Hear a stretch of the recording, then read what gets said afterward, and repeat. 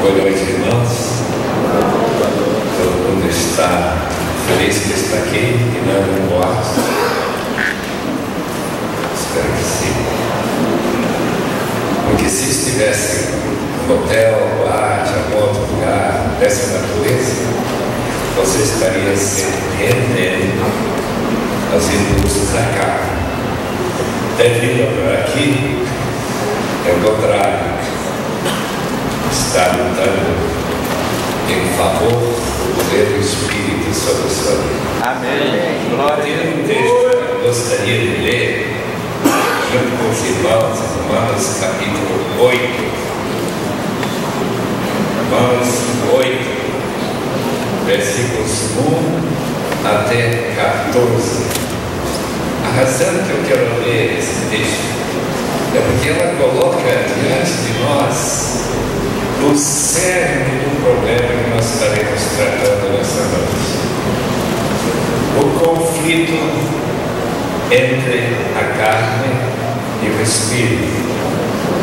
E a graça de Deus que opera, dando-nos certeza que mesmo sendo inclinados como uma parte nossa mente seja carnal, nós não seremos condenados por isso.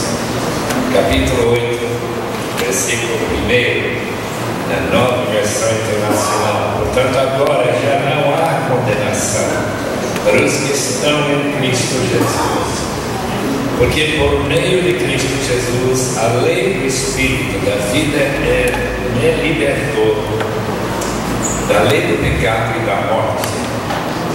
Porque aquilo que a lei fora incapaz de fazer, por estar enfraquecida pela carne, Deus o fez, enviando seu próprio Filho, à semelhança do homem pecador, como oferta pelo pecado, e assim condenou o pecado na carne, a fim de que as justas exigências da lei fossem plenamente satisfeitas em nós, que não vivemos segundo a carne, mas segundo o Espírito. Quem diga segundo a carne tem a mente voltada para o que a carne deseja, mas que vive de acordo com o Espírito tem a mente voltada para o que o Espírito deseja. A mentalidade da carne é morte, mas a mentalidade do Espírito é vida e paz. A mentalidade da carne é inimiga de Deus, porque não se submete à lei de Deus, nem pode fazê-lo. Quem é dominado pela carne não pode agradar a Deus. Entretanto, vocês não estão sob o domínio da carne, mas do Espírito, se de fato o Espírito de Deus habita em vocês. E se alguém não tem o Espírito de Cristo, não pertence a Cristo. Mas se Cristo está em vocês, o corpo está morto por causa do pecado, mas o Espírito está vivo por causa da justiça. E se o Espírito daquele que ressuscitou Jesus dentre os mortos habita em vocês, aquele que ressuscitou a Cristo dentre os mortos também dará vida a seus corpos mortais, por meio do seu Espírito que habita em vocês. Portanto, irmãos, estamos em dívida, não para com a carne, mas viveremos para vivermos junto a Ele, ou sujeito a Ele. Pois se vocês viverem de acordo com a carne, morrerão. Mas se pelo Espírito fizer morrer os atos do corpo, viverá. Porque todos os que são guiados pelo Espírito de Deus são filhos de Deus. Amém. Glória. Minha esperança é que todos que estão ouvindo a minha voz estejam sendo guiados pelo Espírito. Amém. Porque essa é a única maneira de vencer a carne e seus impulsos pecaminosos. Podemos orar mais uma vez, pedindo que Deus lance luz e que nos dê ganchos em nossas cabeças para demorar ideias, conceito, pensamentos que vêm de Deus e que vão perdurar, que a gente coloca lá na cabeça, esses ganchos para segurar as coisas. Se quiser usar outra ilustração, gavetas para fechar e guardar. Vamos orar nesse sentido. Senhor amado, estamos aqui diante de Ti porque sem Ti somos totalmente incapazes. Somos totalmente sem habilidade de vencer a carne.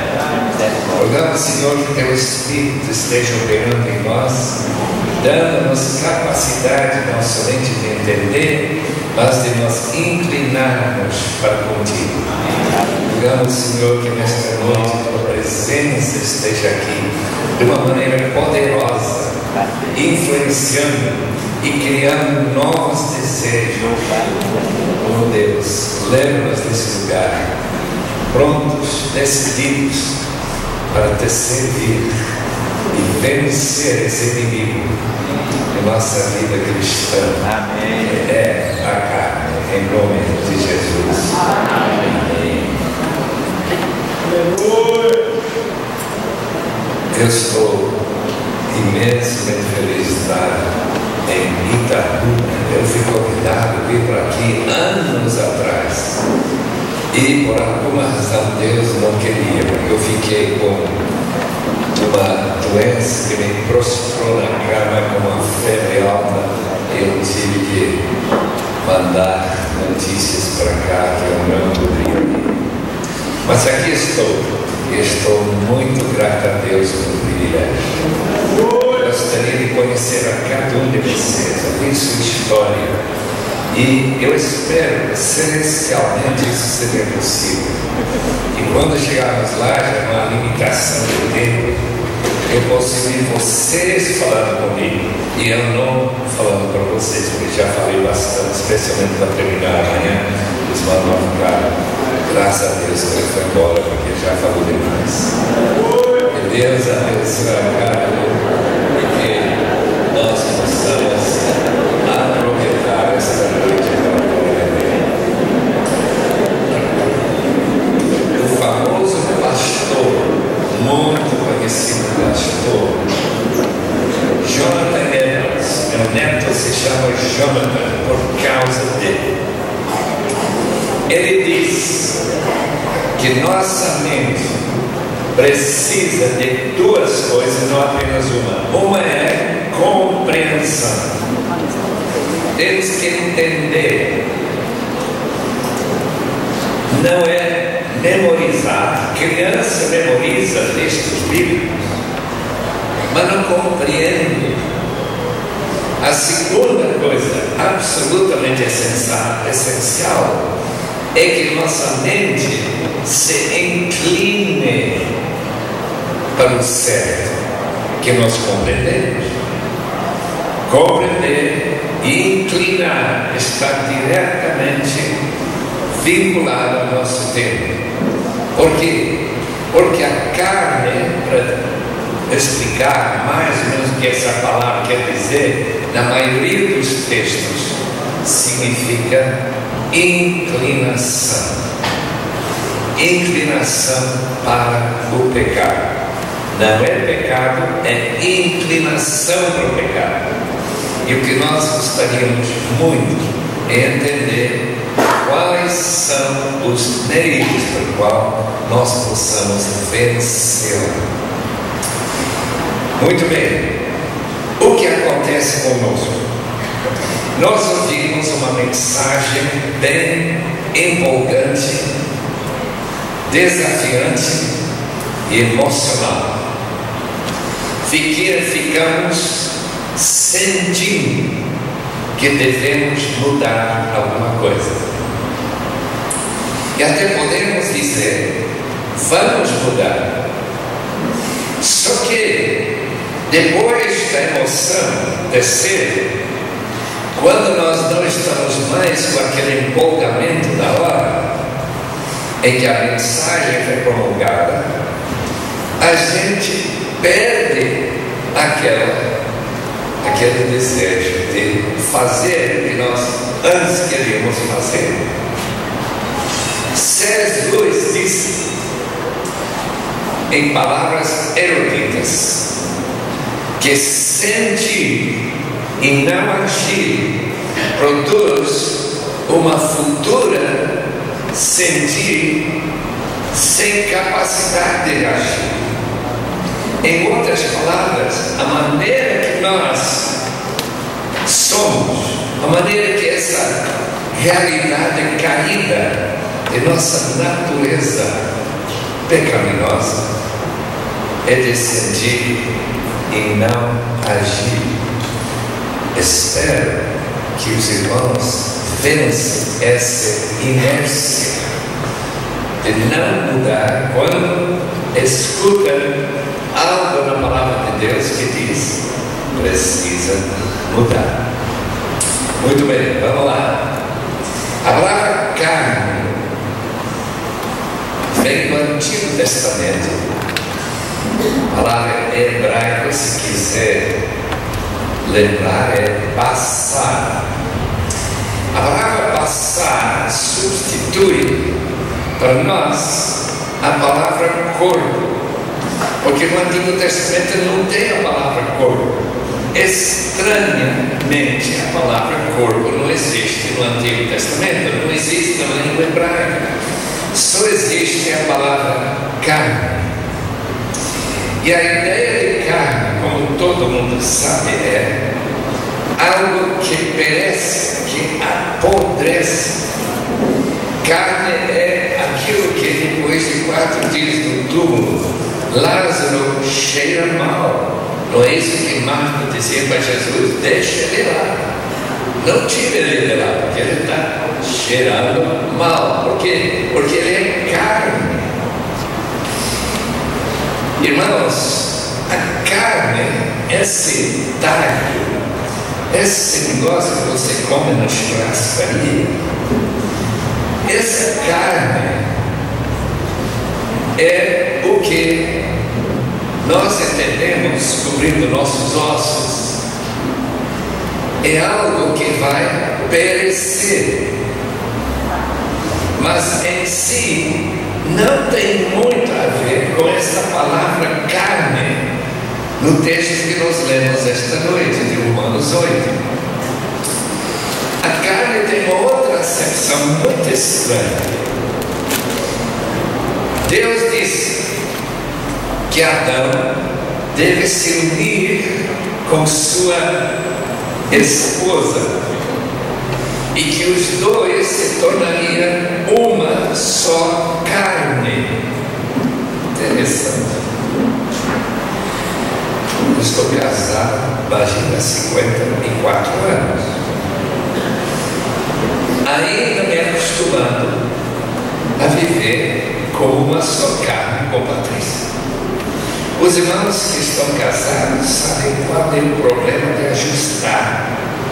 De você se unir à sua esposa, ela unir a você, e você sentir que vocês são uma só carne. Se tem uma pessoa aqui esta noite divorciada, essa pessoa não conseguiu entender o verdadeiro significado de ser uma só carne. Porque se a gente rasga carne pelo meio, os benefícios dessa unidade acabam. E normalmente a pessoa rasgada pelo meio morre. Eu não posso viver sem minha carne integral. Coração, rins, fígado, braços, pernas e cérebro. Pedro queria dividir a cabeça de Malco no meio. Ele errou uns centímetros e decepou a orelha. O que ele estava tentando fazer é dividir a carne, divorciar a carne de Malco. Portanto, quando você está pensando, está duro viver com ela ou com ele, pense muito bem se você não vai perder muito mais do que você poderá ganhar. Porque a palavra de Deus diz, repetido várias vezes, que unir-se a esposo e marido é formar uma só carne. Mas também, baseado nesse mesmo conceito, a família forma uma só carne. Nós encontramos, por exemplo, que os filhos, como eles procedem do pai e da mãe, também formam uma carne junto com os pais, especialmente a família imediata. Mas isso já vai deixar para a classe de seminário. Nosso interesse nesta noite é buscar na palavra de Deus o significado dessa solidariedade de carnalidade, característica, inclinação humana, de natureza caída, natureza que deveria ter maior alegria e júbilo adorar a Deus, ficar buscando prazeres, interesses carnais em nosso inimigo interior. E essa luta contra esse inimigo, que Paulo descreve tão bem no capítulo 7 de Romanos, ou em Gálatas, capítulo 5, versículo 16 até 21, onde a carne mostra suas características. Nós queremos nesta noite apontar aos textos que mostram precisamente qual é a natureza chamada carnal que nos aflige, que nos leva a agir erradamente, falar que a gente nunca deveria ter falado, de buscar vantagens que nunca deveríamos ter buscado. Portanto, vamos imaginar que a carne seja nosso inimigo interior, enquanto o mundo é nosso inimigo exterior. E amanhã o diabo, as forças demoníacas, sejam as forças exteriores que funcionam dentro de nós. Então não é nem característica da carne, nem do mundo em si, mas independentemente fonte de tentação demoníaca ou satânica. Vamos lá então. Carne e sangue, versos 6-10, significa simplesmente humanidade. Mas quando se trata desta palavra sarx em grego, quer dizer algo imensamente fraqueza. Como que é fraca? Porque ser humano significa simplesmente fraqueza. A gente cansa, a gente quer trabalhar dia e noite, 24 horas, mas logo descobre que você está impedido de trabalhar como uma máquina, que você e eu somos fracos. Quando se aplica esta ideia de fraqueza à nossa natureza e inclinação pecaminosa, nós logo percebemos que nessa fraqueza também caracteriza nossas melhores intenções. Nós somos capazes de querer fazer o certo e ser incapazes de fazer o que está certo. Isto é, consistentemente. Qualquer pessoa pode fazer uma boa ação, mas depois descobre que ele não tem capacidade de manter essa atitude, de sempre ser favorável às boas ações. A carne de Jesus é fraca. O espírito está disposto, mas nossa carne não tem força suficiente para enfrentar e vencer consistentemente. Tiago, meu irmão de Jesus, diz que nossa língua não pode ser dominada. Talvez você tenha uma língua que você domina pelo silêncio, não abre a boca. Mas quando a pessoa que você queria xingar não está presente, você fala mal dele para o seu amigo ou para seu cônjuge, e logo essa língua está agindo naturalmente. É de falar mal, de fofocar, de criticar e de fazer essas coisas. Por quê? Porque ela é carnal. Características. Principal característica: fraqueza e independência de Deus e individualismo. Individualismo é fruto de nosso egoísmo. Que a pessoa mais importante neste salão esta noite sou eu. Não sou você. O que o corpo de Cristo ensina? Exatamente o contrário. A pessoa mais importante no corpo é Cristo. Portanto, quando você enfrenta essa carnalidade, que você é a pessoa mais importante, e você quer agir independentemente e não saber o que Jesus quer, não buscar sua vontade, e talvez nem ter a força para fazer essa vontade mesmo, sabendo qual ela é, você está pegando a ideia central de carnalidade.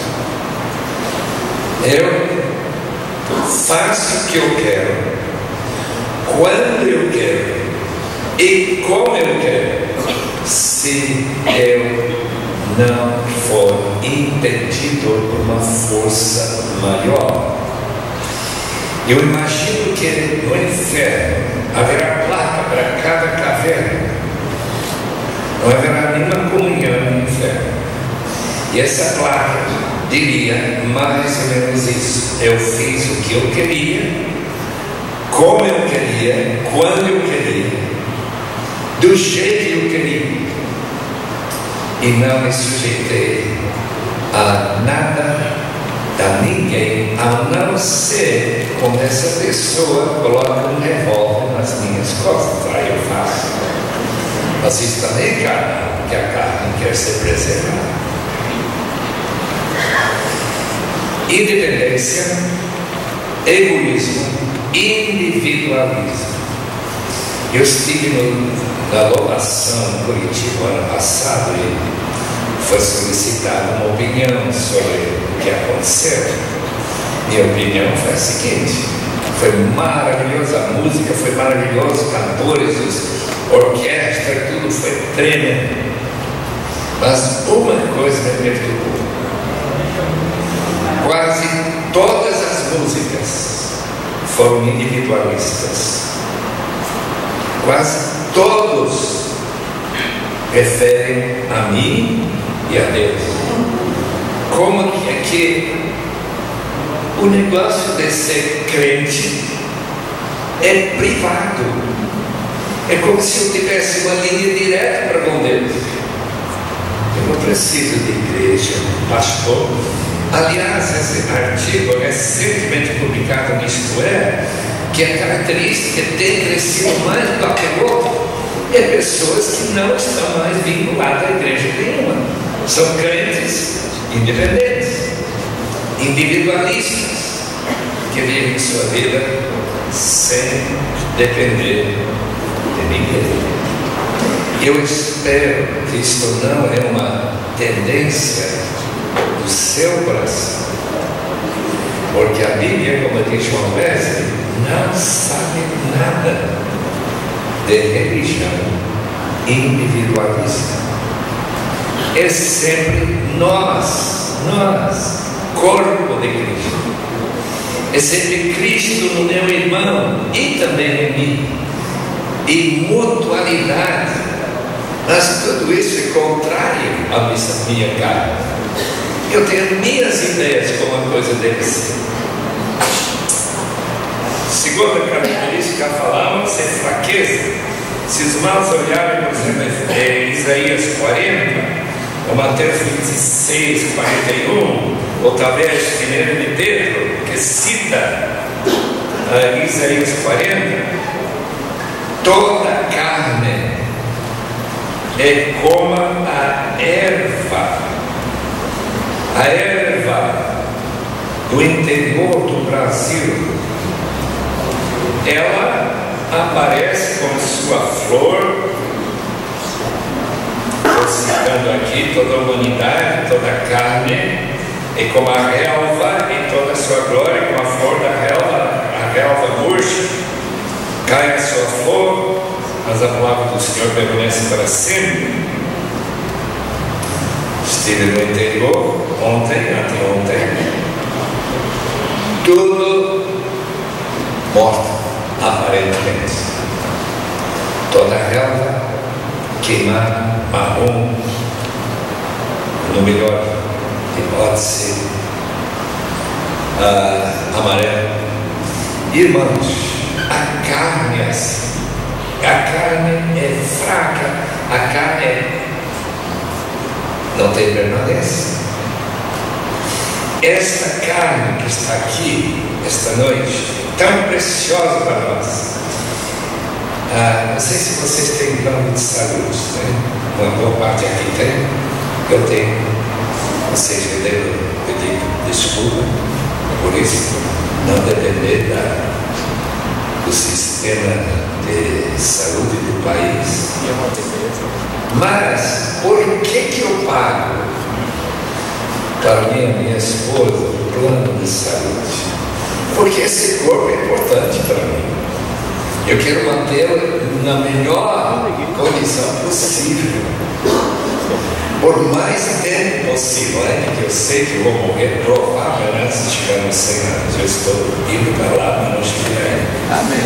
Então, eu creio que esse interesse desse corpo deve nos lembrar de que esse corpo, carne e sangue, não herdarão o reino de Deus.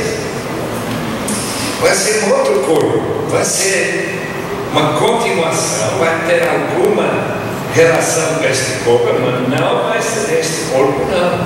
Porque esse corpo que eu ganharei será igual a esse corpo glorioso de Cristo. E essa carne que eu vou ter lá vai ser carne gloriosa, porque não terá nenhuma inclinação para o mal. Glória a Deus. E eu acredito que nem vai cansar de louvar a Deus. Eu não sei se vou ter que dormir com esse corpo, mas eu acredito que não vou precisar. E pelo menos não vou precisar nunca tomar pílula para dormir. É isso? Amém. Com certeza. Esse corpo, portanto, é fraca e independente.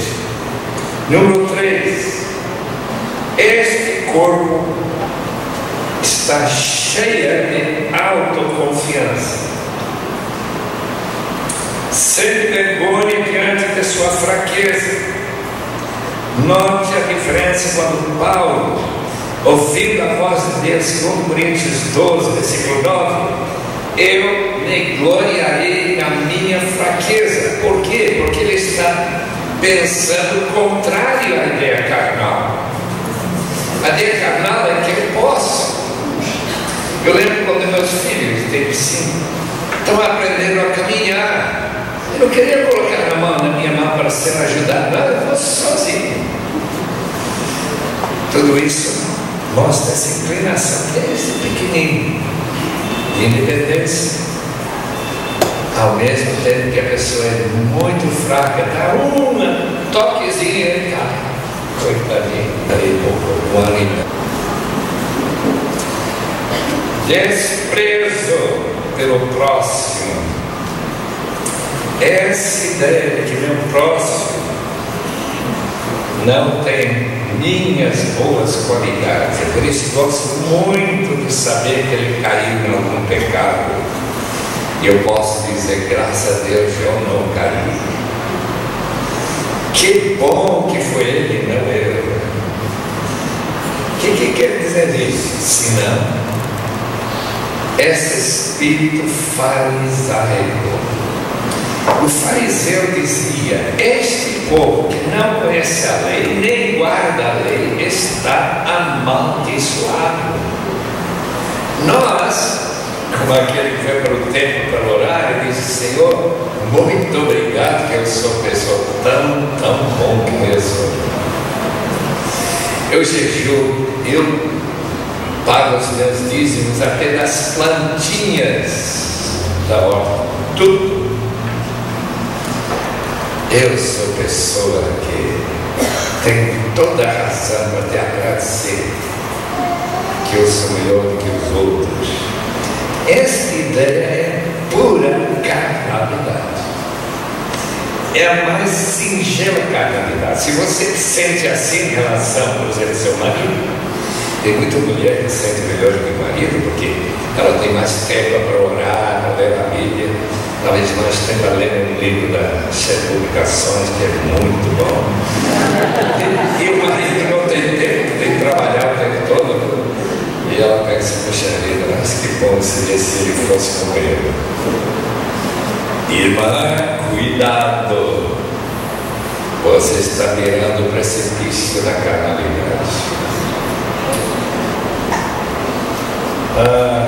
Os textos, irmãos, podem ler: autojustificação, Romanos 12, versículo 3, foge da culpa. 1 João 1, versículo 7 a 10, se alguém disser eu não tenho pecado, ele faz Deus mentiroso. O que ele está dizendo? Aquilo que eu faço não é pecaminoso. Por quê? Eu não sinto nenhuma culpa. Quando eu falo com as pessoas, muitas vezes, motorista de táxi, e a gente começa a falar sobre o seu destino, o senhor vai para o céu, claro. Todo mundo, nunca encontrei nenhum brasileiro que não vai para o céu. Todos vão para o céu.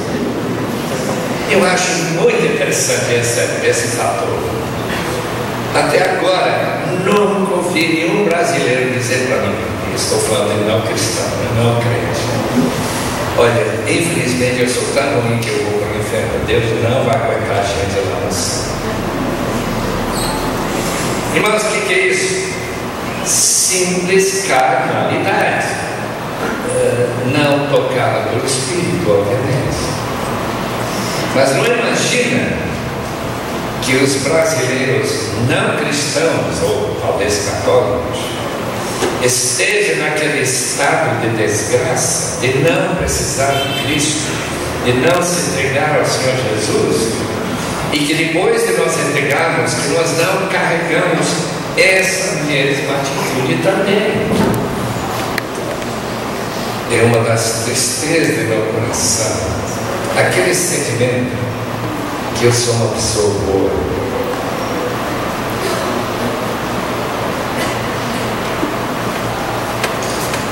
Porque a gente, como ouviram ontem, acha que você é bom.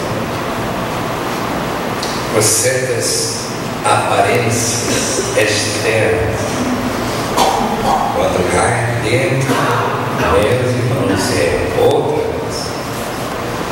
A melhor maneira de caracterizar nosso interior, usando as próprias palavras de Jesus, é força negra, fábrica de todo tipo de mal que se pode imaginar. boa vida. Portanto, autojustificação, rebelião contra Deus, reação negativa contra Deus. Por que Deus me tratou tão mal?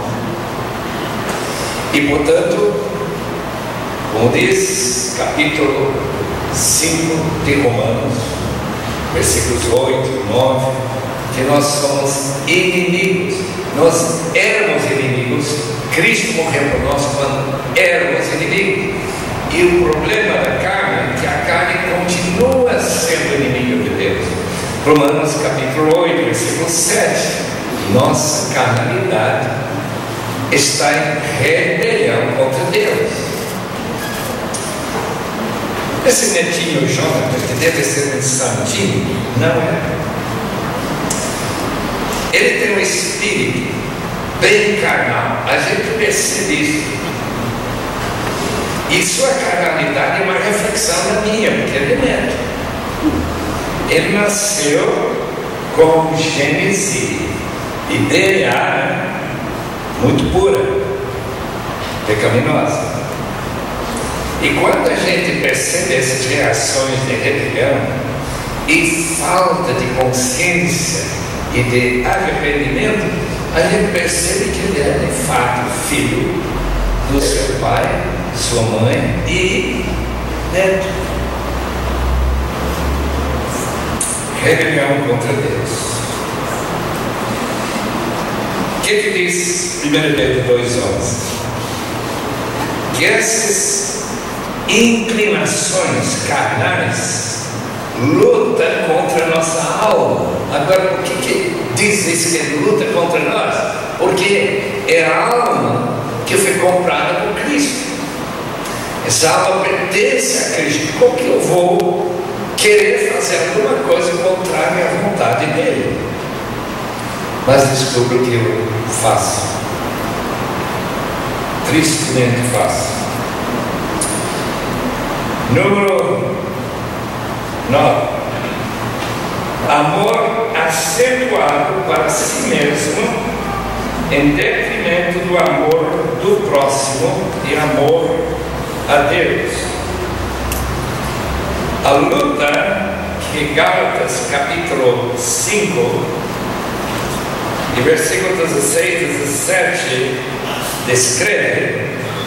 Por isso digo, vivam pelo Espírito, e de modo nenhum satisfarão os desejos da carne, pois a carne deseja o que é contrário ao Espírito. Está vendo essa rebelião? E o Espírito o que é contrário à carne. Eles estão em conflito um com o outro, de modo que vocês não fazem o que desejam. Esse é o conflito dentro de todos nós que somos cristãos. Se não fosse nossa carnalidade, se nós fôssemos espirituais puramente, não haveria esse conflito. Se eu quero fazer a vontade de Deus, eu faria direto. Quando de fato não acontece assim. Eu oraria com mais intensidade. Eu nunca deixaria passar a oportunidade de falar de Cristo e convidar as pessoas a essa vida gloriosa. Nunca pensaria mal do meu irmão e tantas outras características que esta natureza carnal ainda reflete. Adão e Eva e a natureza caída. Tanto que na nova versão internacional inglesa, em inglês, traduz a palavra carne, natureza pecaminosa. Não é uma boa tradução, na minha opinião. Me parece que nós devemos usar, como foi aqui na versão que eu li, voltar para a palavra carne e tentar explicar o que é essa palavra. Porque natureza pecaminosa confundiria a carne com o pecado, como se estivessem de alguma forma misturados, que não é o caso. A carne não é pecaminosa, porque se fosse, Jesus não poderia ter nascido da Virgem Maria, não poderia ter vivido aqui neste mundo sem pecar, porque ele tinha uma natureza carnal, de carne. Mas as tentações que Jesus passou, e a Bíblia diz que Jesus passou todo tipo de tentação que eu tenho que passar, e ele venceu essas tentações totalmente, 100%, enquanto eu não. Portanto, carne, por um lado, quer fazer o bem, como minha mente diz, capítulo 7 de Romanos, eu quero seguir a lei de Deus, mas descubro que há um outro princípio dentro de mim que está operando mal. É o princípio do pecado e de uma natureza caída, enfraquecida e egoísta.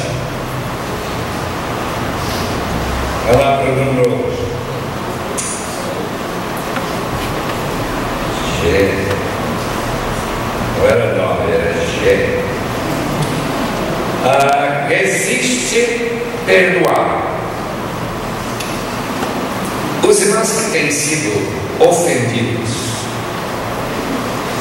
eu digo ofendido mesmo, não é uma coisinha, uma pessoa mentindo a seu respeito e que rebaixou sua pessoa diante de talvez uma multidão de pessoas, talvez diante da igreja toda. Uma acusação, por exemplo, que você adulterou e você nem pensou em fazer uma coisa dessa. Então a ofensa é muito grande. E a palavra de Deus manda a gente, no próprio Pai Nosso, de perdoar. Por que é tão difícil perdoar? Porque é tão difícil achar que todas as coisas cooperam para o bem. Melhor tradução: Deus faz com que todas as coisas cooperam para o bem daqueles que amam a Deus, que são chamados segundo o seu propósito, de maneira que você não poderia ter sido acusado de um pecado que você não cometeu, sem mostrar um outro pecado, razão que Deus permitiu essa acusação, essa crítica, que você está pecando e não poder perdoar essa pessoa. Eu lembro muito bem quando o irmão veio tomar dinheiro emprestado, uma boa soma. Ele não pediu que a gente doasse para ele. Teria sido melhor se tivesse. Por quê? Ele prometeu, dentro de uma semana, pagar de volta. Os irmãos já imaginam o que aconteceu até hoje. E ele está na glória. Nem espera dele mandar um celestial.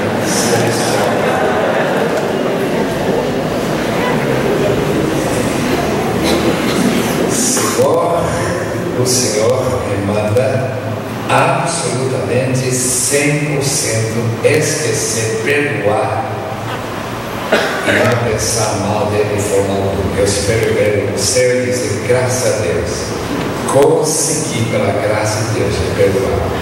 Por quê?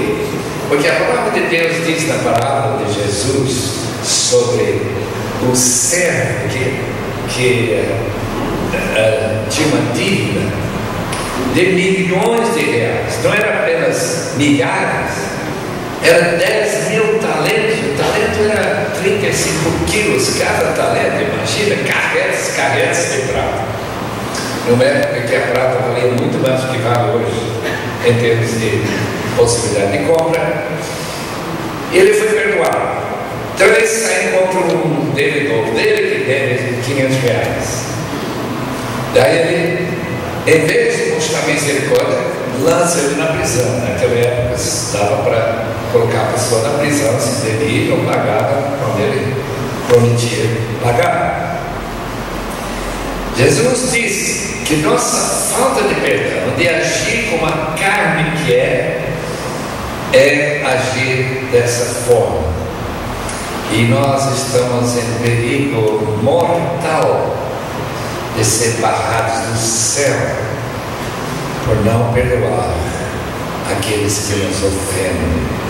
Eu espero que aqui esta noite não haja ninguém que está na condição de uma mulher que foi conosco para o congresso de pastores e entrou no van que nós vimos viajar meio longe e disse: não perdoa esse homem, não perdoa. Eu conheci aquele homem que ela não perdoava e eu não achava que ele era o pior pecador do mundo, não. Mas ela diz: não perdoa nunca, não vou perdoar.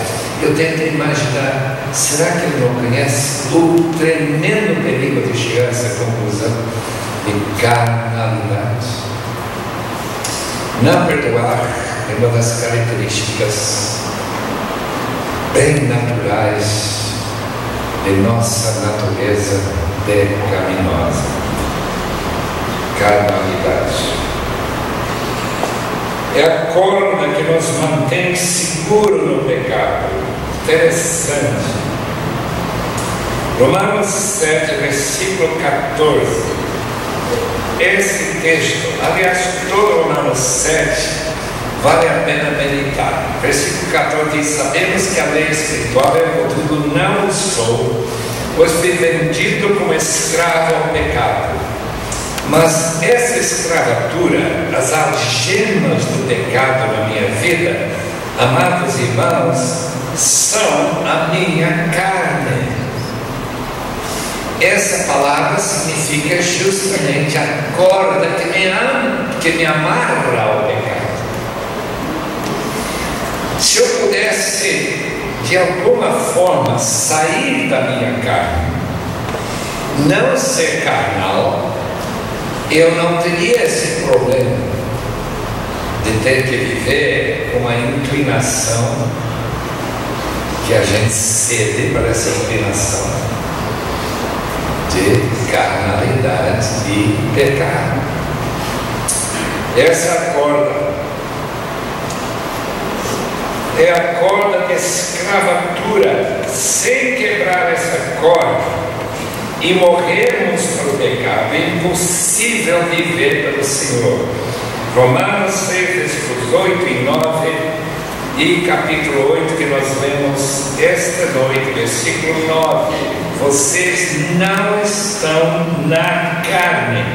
Essa frase não quer dizer que a gente não tem mais carnalidade.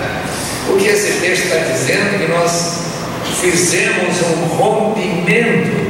As águas batismais simbolicamente cortam na corda.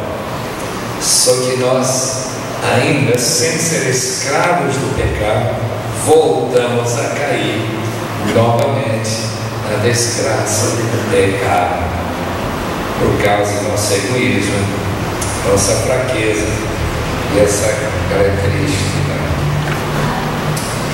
Nosso interior, irmãos, como já disse, uma fábrica de pecado.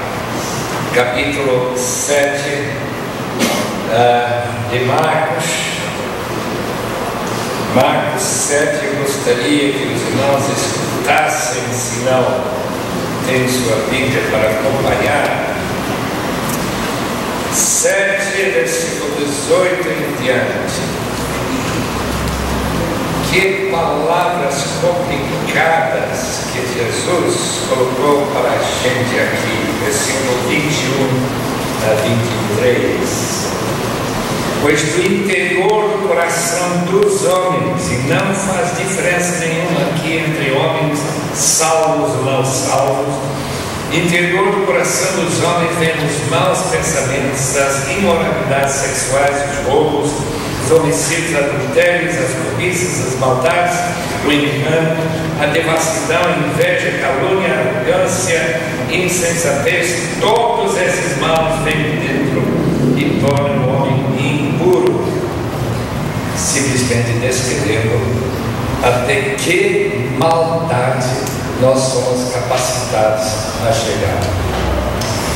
Disse Jonathan Goforth, o homem que foi usado muito na China como missionário: todos os pecados cometidos lá fora por não cristãos se cometem dentro da igreja. Mas talvez, ele estava seguro, mas talvez com menos intensidade.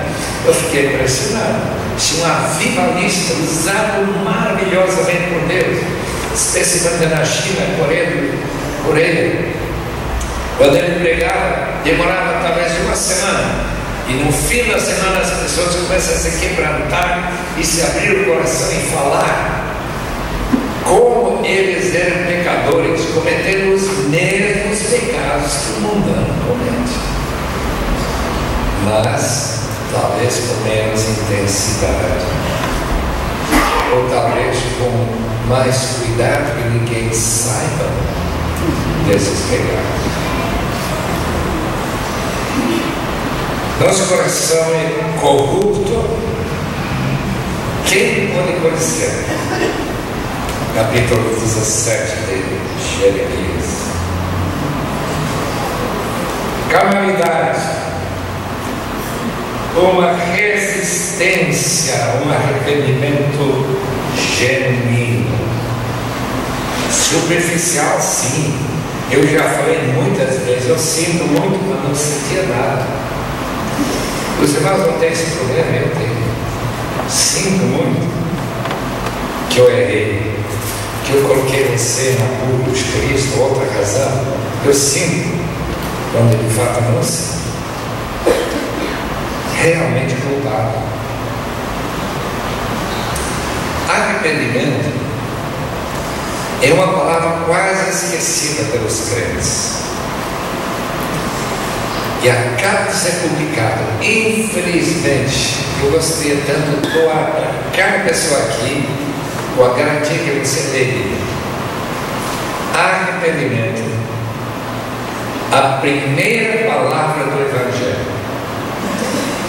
Aquele irmão, Richard Owen Roberts, que é a autoridade mundial sobre avivamentos, sabendo que avivamentos funcionam apenas quando há profundo arrependimento. E se a pessoa quer ser renovada no espírito de amor ao Senhor, que quer viver na busca pela santidade, ele tem que ser uma pessoa que, pelo poder do Espírito e pela misericórdia de Deus, venha a se arrepender profundamente. Arrependimento superficial é a coisa mais fácil, como a oração que eu tinha ouvido dúzias de vezes. Senhor, perdoa meus muitos pecados, mas graças a Deus não lembro nenhum deles. Eu me arrepio, porque eu sei que a pessoa está dizendo, eu sei que eu sou pecador, mas não sinto que sou pecador. Como que eu vou me arrepender? É que uma pessoa que estava despedido perdoa qualquer coisa, só que eu não sei o que eu fiz de errado. Não. Se Deus quer que eu me arrependa, Ele vai mostrar onde eu estou errado. Se eu estou em sintonia com o Espírito, nesta luta para vencer a carnalidade. Esse arrependimento superficial é o que Bonhoeffer chamava de graça barata. Os irmãos entendem o que significa graça barata? Graça é de uma vez, de graça, e extremamente cara. É tão complicado a gente perceber que não é barata a graça. A graça custou o sangue de Cristo, custou essa agonia na cruz. Como que pode ficar barata? E se eu estou certo, eu não estou certo, porque a Bíblia não explica como que vamos receber o mal que nós fizemos. Qual é o purgatório evangélico?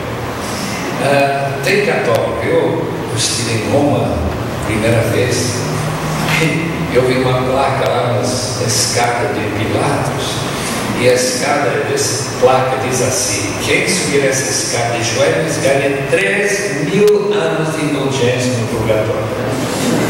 Meus irmãos, isso é uma brincadeira. Imagina essa paixão do inferno, 3.000 anos em 20 segundos em subir uma escada de joelhos. Não, a Bíblia fala do purgatório. Receberemos o bem e o mal que fizemos. 2 Coríntios capítulo 5, versículo 10, se vocês querem conferir. Mas qual é esse purgatório? O purgatório é para buscar uma tristeza pelo erro que eu cometi, que eu não senti nessa vida, indo para a cruz de Cristo e ver que Ele sofreu para pagar esse pecado. Eu estou sugerindo que isto é o significado daquele texto. Receber o bem, galardão. Receber o mal é ver quanto sofrimento Cristo sofreu por mim, e não pela igreja. Claro, Ele sofreu pela igreja, para todo mundo, mas Ele sofreu para cada pecado que eu cometi.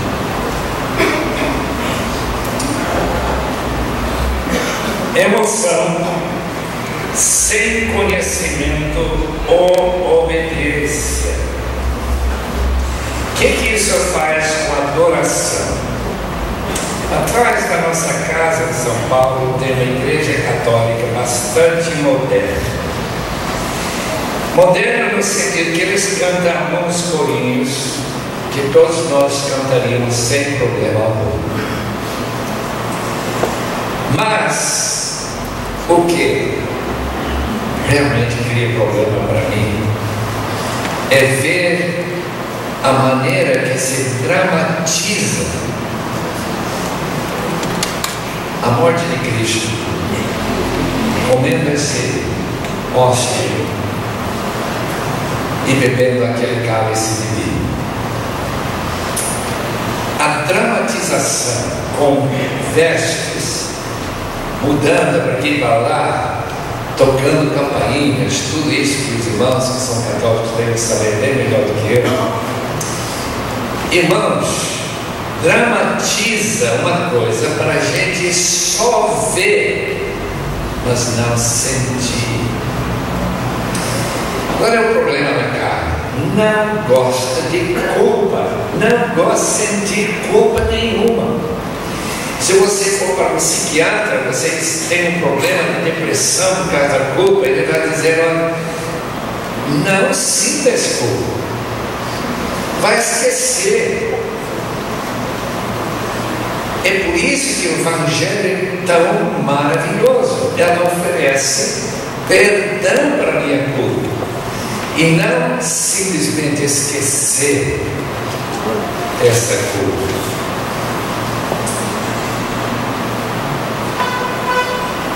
Desespero diante do sofrimento, sentimentos deprimidos em lugar de alegria no Senhor. Leia Filipenses 16 vezes. Paulo menciona alegria na prisão em que sua vida estava pendurada no fio. A qualquer hora ele poderia ser morto ou ser liberto.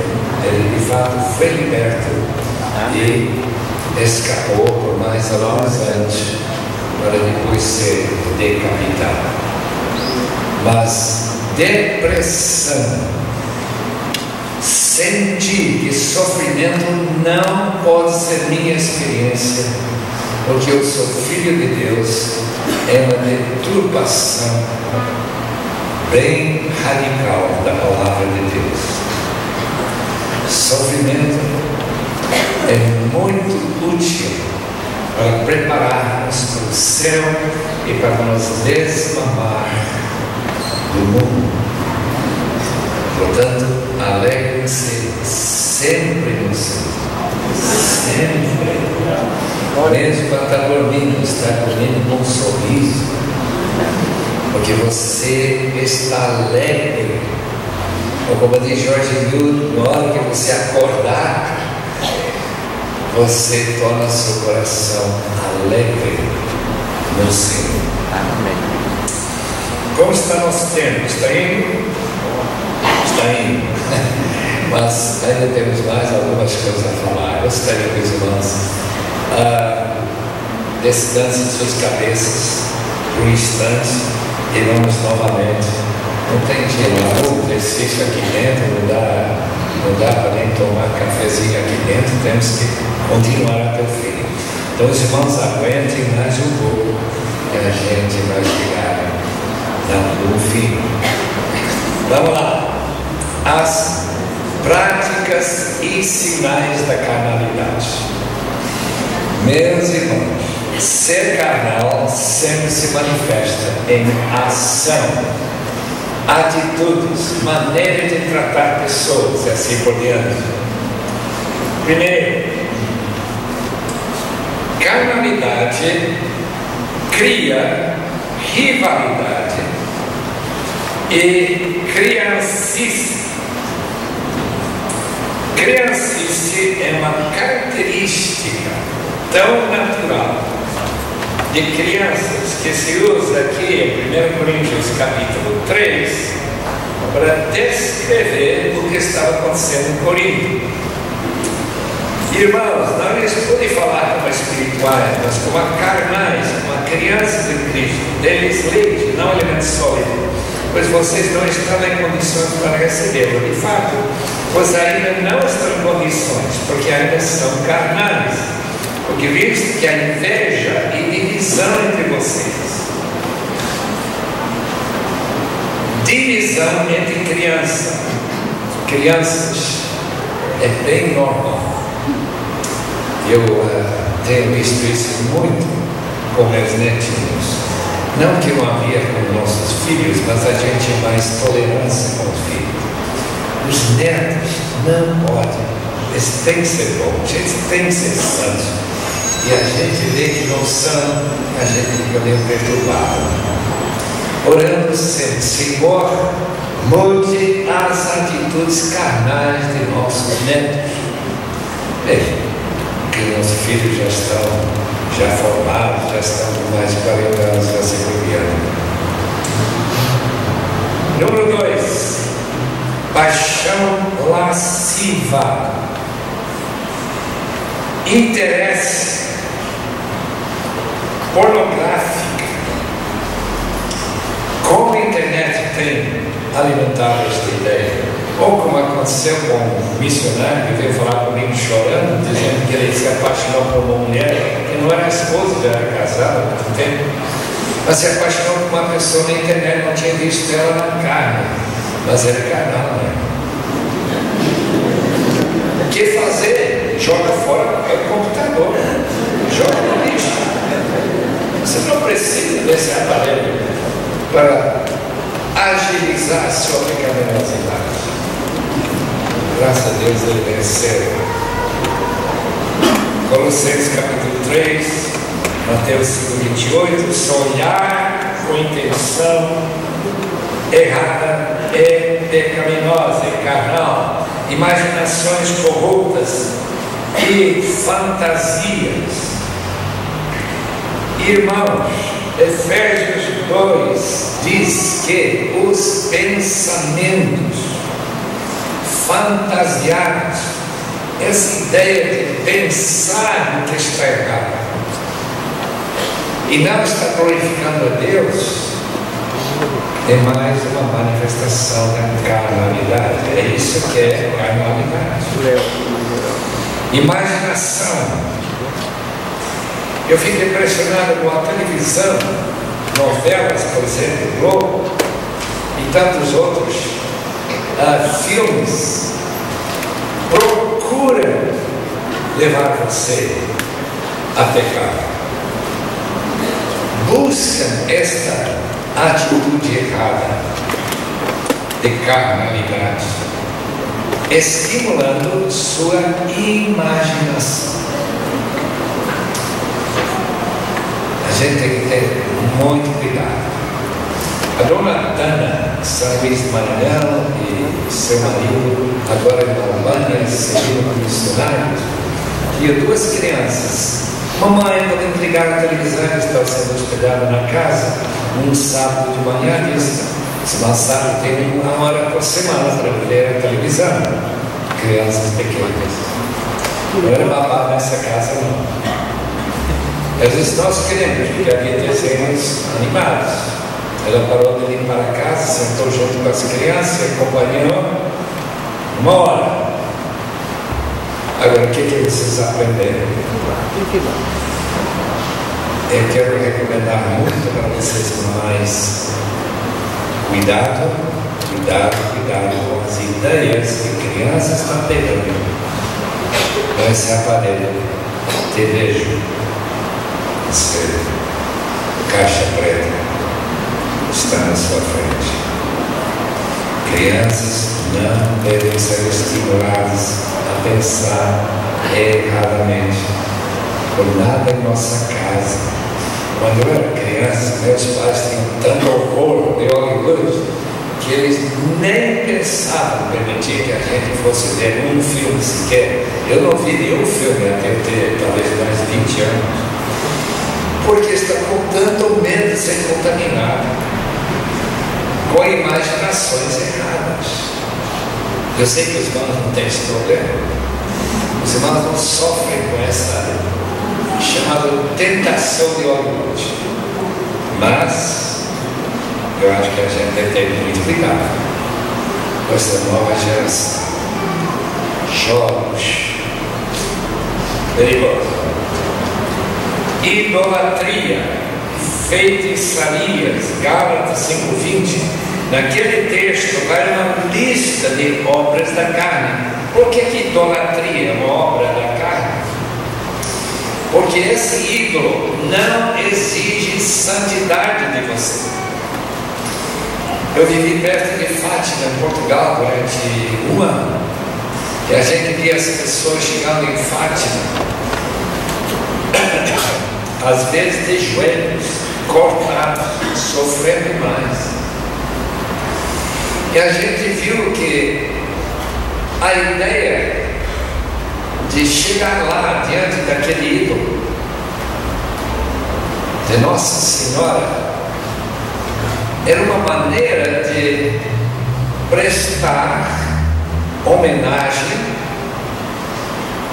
a uma pessoa que é um ídolo e que não falava ídolo mudo, não exigia nada de você, você tem que mudar de vida, tem que se arrepender, nada disso. Idolatria, portanto, é uma maneira de suavizar qualquer problema de nosso culpa, aquele sentimento de culpa que Deus nos deu justamente para buscarmos santidade. Divisão provocada pela inimizade, contenda, ciúmes, inveja, discórdia, dissensões, facções, porfias. Gálatas 5, versículo 20 e 21. Os irmãos podem pensar se não tem absoluta paz e alegria na sua casa, se há contendas, se o problema que Juan Carlos Ortiz falou em Recife em 83, eu lembro também essa referência, que quando tinha visita na sua casa, eles tinham Coca-Cola, só quando tinha visita. E de repente uma das crianças vê que o copo do seu irmão tem 1 centímetro mais de Coca-Cola. Ele começa a gritar, xingar. Como que eu não ganhei? Tanto como a Coca-Cola não estava nisso. Carnalidade pura. Você é muito mais gentil, nunca vai gritar sobre isso, mas cuidado, enterrado lá no interior marcas da queda de Adão. Fascínio pelo oculto e o fantástico. Por que fantástico tem tantas fantásticas acompanhantes? Eu tenho a minha ideia. Todo mundo é fascinado pelo inexplicável, por poderes demoníacos, pessoas que flutuam. Você já viu uma pessoa flutuar no ar? Eu também não. Mas olha, já falei com pessoas que já flutuaram, levitaram. Todas essas coisas fascinam demais. Poderes, sejam demoníacas, sejam angelicais, o paranormal. Nossa irmã, isso realmente história para amanhã, missionária em Floriano, Piauí, vendo o chaminé de sua lâmpada levantar e começar a voar no ar. Ela gritou de medo, não de fascínio pelo oculto, pelas coisas inexplicáveis. Denúncia de irmãos sem amor. Como seria melhor dizer: eu estou orando por você, em vez de denunciar o irmão, até com uma certa satisfação, como já comentamos. Vícios, alcoolismo, drogas, comer demais, gula. Meus irmãos, que problema. Aqui o Brasil tem a melhor comida do mundo, eu já sei, eu já dei muito nesse mundo. E aqui é o melhor, não tem melhor aqui. Tem lugar que tem bem piores, eu sei, mas cuidado com essa substituição de algo que é comer.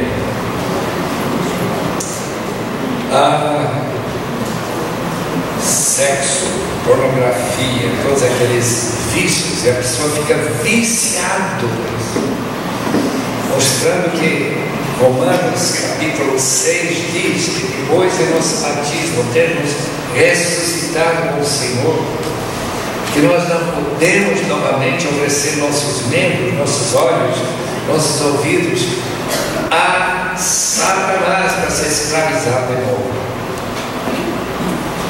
Falando do poder da carne. Sinais, já falamos sobre relutância, perdoar, preguiça, falta de zelo por Deus, cansaço. Teve um casal de bruxadas na nossa igreja de São Paulo. E depois de 1 ou 2 domingos, ele disse: nós não vamos trabalhar nessa igreja. Trabalhamos muito angustiados na igreja, agora estamos cansados. Eu comecei a pensar, mas o que é isso? Cansaço de servir a Deus. E eles eram bem fiéis à sua palavra e ficavam cansados mesmo. Não pareceram nem um domingo por mês, mais ou menos. Esse cansaço foi terrível. E a razão era que a carne estava dando-lhe uma desculpa para fazer aquilo que eles queriam fazer no domingo, que não era ir para a igreja. E certamente não servir os outros irmãos com suas habilidades. Falta de amor pelo Senhor e pouco desejo de guardar o primeiro mandamento: amarás o Senhor teu Deus de todo o teu coração. Que o pior pecado que nós podemos cometer, quando a gente para pensar, é quebrar o primeiro mandamento, aquele que mais importa para Deus. Agora, o último estágio: como se vence essa natureza caída adâmica. Se começa com humilhação, humildade, pobreza de espírito. Bem-aventurados são os pobres de espírito, Mateus 5,3, porque deles é o reino. Eles já são possuidores do reino. Eu acho tão interessante, não é que eles serão herdeiros do reino, eles já são herdeiros. Por quê? Porque a vida celestial aparece no lar, nas relações da igreja, daquele que vive na pobreza de espírito, isto é, verdadeira humildade. Charles Simeon, grande herói de nosso irmão John Stott. Charles Simeon viveu 200 e mais anos atrás. Toda mensagem pregada tem que ser humilhante para os ouvintes e glorificante para Deus. Imagina, toda mensagem, eu fico pequenino, eu fico esmagado debaixo dos pés da própria palavra de Deus, que eu sou tão agraciado por tantas vezes que eu não merecia. Essa ideia. Jesus disse: vinde aprender de mim, que eu sou manso e humilde de coração, e receberão descanso das suas almas. Número 2, desespero por nossos próprios esforços humanos em decorrência da sondagem pelo Senhor e o autoexame. 1 Coríntios, quando tomamos a ceia, temos que autoexaminar a nós mesmos. E isso é complicado. Andar, viver e ser guiado pelo Espírito. Gálatas, capítulo 5, 16 a 26. Essa luta que Paulo descreve tão habilmente, vivam pelo Espírito, e de modo nenhum satisfarão os desejos da carne, pois a carne deseja o que é contrário ao Espírito, o Espírito que é contrário à carne. Eles estão em conflito uns com os outros, mas se vocês são guiados pelo Espírito, não estarão debaixo da lei e não estarão sujeitos a sempre estar caindo nas inclinações da carne. Crucificar a carne. Interessante, essa é a solução do vencer o mundo. Gálatas 6,14, mas também crucificado por Cristo. Gálatas 5,24, crucificar a carne. Como que se crucifica a carne? Se identificar com Jesus na sua cruz e reconhecendo o quanto que ele sofreu para transformar a minha carnalidade em espiritualidade. Mesmo que eu falhe, mesmo que eu caia, eu quero cair menos. Como de sacerdote diz, eu quero progredir na vida cristã, de maneira que eu possa viver que eu estou fazendo progresso. Do ano passado, por exemplo, e de 10 anos passados, que estou vencendo as tentações em que caía há 10 anos ou há 1 ano atrás. Esse deve ser o número 5, né? Ou 4. Permanecer em Cristo, a verdadeira videira. Capítulo 15 de João 1 a 5. Ser podado por Cristo, produzindo fruto pelo Espírito, Gálatas 5, 22 e 23. Despir-se do velho homem, revestir-se do novo homem. Como que se pode despir-se do velho homem, que já morreu simbolicamente nas águas batismais? E a resposta simplesmente é identificando as áreas em que Cristo não está em controle na minha vida. Deus me deu uma esposa para ajudar a perceber isso. Talvez dê para você também um marido. O esposo vai dizer: você precisa melhorar aqui. Ela é a única pessoa que fala isso para mim. E ainda que eu não gosto, eu preciso. Eu preciso. Eu creio que o casamento foi uma invenção divina muito maravilhosa para a gente buscar santidade. Porque de fato,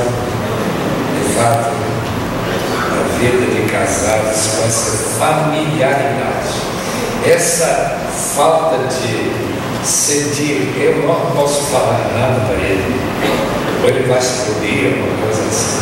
Isso já tem que vencer também, se for o caso de alguma pessoa aqui. Despir-se do velho homem. Quem se preocupa mais com o diabo é a minha esposa. Por isso que a gente passa aqui sem ficar muito bonito. Mas se ela estivesse aqui, está preocupada. Você vai ficar na frente de muita gente, você tem que ser bonito, tem que ser assim. Você sabe como é.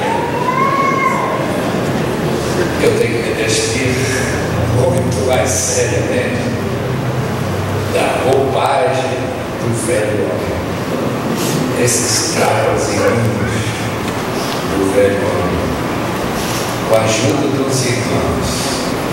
O grande avivamento do leste da África, uma das coisas que mais me surpreenderam é que aqueles irmãos, especialmente pastores, diziam uns para os outros: se você vê alguma coisa na minha vida que você acha que não condiz com a vida cristã, me fale. Eu não vou ficar irritado com você, eu vou ficar até grato porque você fala.